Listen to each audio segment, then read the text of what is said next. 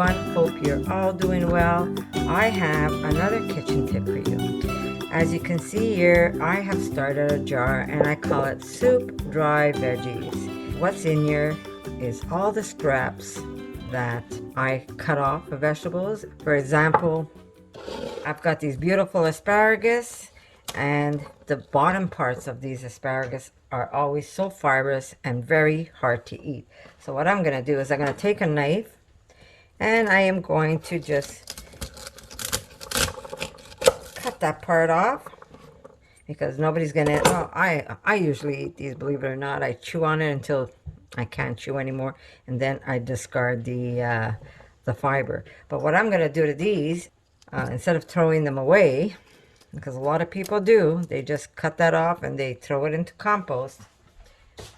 I'm going to take those and I am going to throw them onto my rack, and I am going to dehydrate them. There we go. I've got a few slices of tomato that I didn't finish drying, and now I'm going to add these asparagus bottoms. I had a little piece of ginger that was a little hard for me to get to grate, so what I'm going to do is dehydrate that, and it's going to all turn into a powder when I'm done with this. And then I'm going to add it to my soup mix, and that is going to make one of the most delicious broths ever. But even if you use just a teaspoon of this or a tablespoon of this in a big pot of soup, it's going to add those flavors to your soup, and it's going to just make it that much better. So that's an easy one for you. This is a batch of mushrooms. When you're doing this, it doesn't have to be just vegetables. It could be even a little bit of herbs that you still have out in the garden that you could dehydrate. Or if you just bought new fresh herbs and you have some that look a little wilted, those are great to dehydrate. Don't throw them away because they're a little wilted. Just don't put anything that's rotten, of course. But they will get nice and dry, like this tomato right here.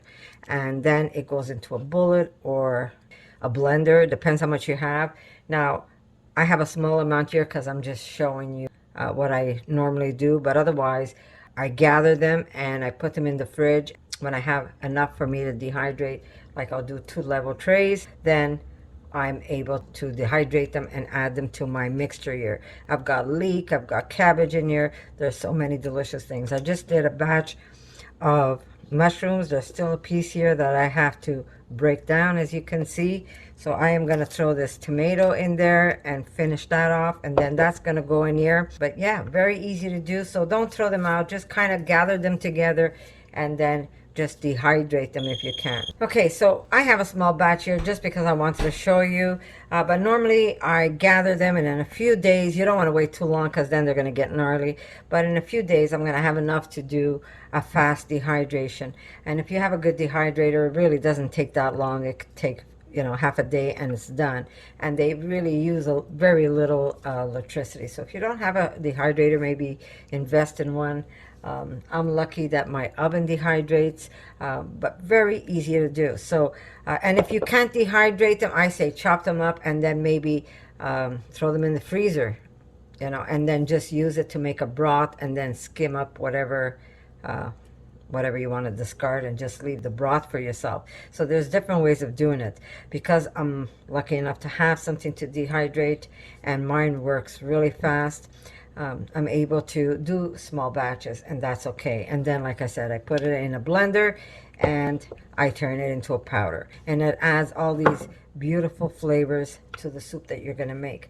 So there you go, just a little tip. Don't get rid of those ends, and I'm talking even the outer part of cabbages. You could use any vegetable you have, like the butt ends of the of your broccoli. Little things that you could do for yourself where you waste less and you have more of an abundance at home that you can use in your recipes. These little pieces of tomatoes that you see here are the butt ends of my tomatoes if I'm making a sandwich. Normally I take them and I throw them in the freezer, and then I make a sauce with all the butt ends, but you could also dehydrate them and throw them into your soup mix. So very easy to do, guys. So hope you like this little tip. And if you do something like this, maybe you could put in the comment, let us know what you do. But I'm going to say I love you guys, And I'm going to see you in my next video.